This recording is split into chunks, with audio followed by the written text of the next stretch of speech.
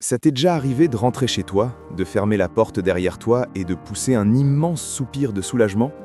Ce moment précis où tu te dis « ça y est, je suis en sécurité ». On a souvent l'impression que pour trouver la paix, il faut partir loin, prendre un billet d'avion, aller à l'autre bout du monde. Mais si je te disais que le véritable apaisement ne se trouve pas sur une plage exotique, mais juste ici, entre tes quatre murs? Aujourd'hui, on ne va pas parler de déco ou de meubles hors de prix. On va plonger ensemble dans la psychologie de l'habitat.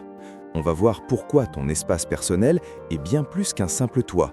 C'est un sanctuaire pour ton âme.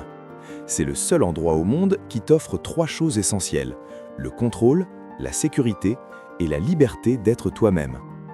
Installe-toi confortablement, on va découvrir comment transformer ta maison en ton petit paradis. 1. L'instinct du nid, un besoin vital. Revenons aux bases. Même si on vit dans un monde ultra-moderne, on garde en nous des instincts très anciens. Au fond, l'être humain est comme un oiseau qui a besoin de son nid, ou un animal qui a besoin de sa tanière. Autrefois, cette tanière nous protégeait des prédateurs. Aujourd'hui, les prédateurs ont changé de visage. Ce sont les deadlines au travail, la lumière bleue de nos écrans, le jugement des autres et le bruit incessant de la ville. Notre cerveau est bombardé d'informations toute la journée et il finit par crier « Stop, j'ai besoin de déconnecter ». C'est là que ta maison entre en jeu. Ce n'est pas juste une adresse postale, c'est ton ancrage psychologique. C'est le seul endroit au monde qui les règles sociales s'arrêtent, où tu n'as plus besoin de jouer un rôle. Comprendre ça, c'est arrêter de voir sa maison comme un simple dortoir et commencer à la voir comme une station de recharge vitale pour ton énergie. 2.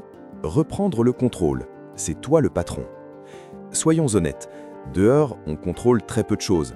Tu ne peux pas contrôler la météo, ni l'humeur de ton patron, ni les embouteillages.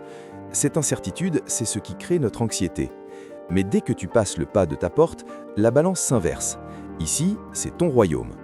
Ça peut sembler anodin, mais ranger un livre, choisir la couleur de tes draps ou décider où poser une plante, c'est puissant. Psychologiquement, ça envoie un message fort à ton cerveau. Je reprends le contrôle de ma vie. C'est pour ça que faire le ménage ou réorganiser sa chambre est souvent si thérapeutique. Ce n'est pas juste une corvée, c'est une façon de remettre de l'ordre à l'intérieur de soi. Essaie, juste après cette vidéo. Change un objet de place, allume une petite lampe. Ce simple geste te redonne le pouvoir. 3. Sécurité et réconfort. Le câlin de la maison. Un vrai refuge, c'est un endroit où tu te sens en sécurité, pas seulement physiquement, mais émotionnellement. Quand tu es chez toi, ton système nerveux peut enfin lâcher prise. Tu passes du mode survie au mode repos. Et ici, tes sens sont rois. Imagine la différence. Au bureau, c'est la lumière néon agressive. Chez toi, c'est une lumière jaune et tamisée. Dehors, c'est le bruit. Ici, c'est ta musique ou le silence. C'est ce qu'on appelle le cocooning. La familiarité de tes objets, tes petites habitudes, boire ton café dans la même tasse, t'asseoir au même endroit sur le canapé, ces rituels créent une bulle de protection. C'est comme si ta maison te faisait un câlin invisible pour apaiser tout le stress de la journée. 4. Être soi-même sans filtre. Ton histoire. Dehors, on porte tous des masques. Le masque de l'employé modèle, de l'ami toujours joyeux. On fait attention à ce qu'on dit, à comment on se tient. C'est épuisant. Mais chez toi, le masque tombe. Tu peux être toi-même, sans filtre, sans peur d'être jugé. Ta maison, c'est le miroir de ton âme. Si tu aimes le minimalisme, ton espace sera épuré. Si tu es nostalgique, il sera rempli de souvenirs. Et c'est très bien comme ça. Ne décore pas ton appart pour qu'il ressemble à une photo Pinterest si ça ne te parle pas. Fais-le pour toi.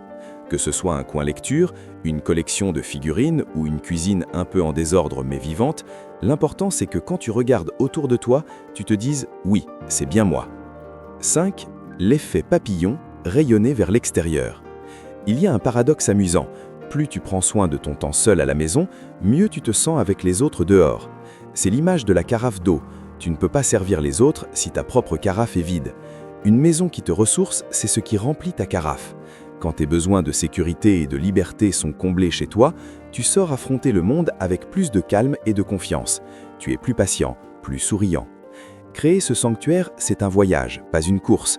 Commence petit, achète une plante aujourd'hui, trie un tiroir demain. Petit à petit, transforme ton espace pour qu'il devienne ton meilleur allié. Au final, le chez-soi, ce n'est pas juste un lieu, c'est un sentiment. Le sentiment d'être à sa place, d'être protégé. Dans ce monde qui crie toujours plus fort pour avoir ton attention, prendre soin de son espace intime est peut-être l'acte d'amour le plus radical que tu puisses t'offrir. Alors, n'attends pas les vacances pour trouver la paix. Regarde autour de toi. Ton paradis est juste là, il n'attend que toi pour exister. Merci de m'avoir écouté, prends soin de toi et surtout, prends soin de ton petit coin de paradis. À très vite!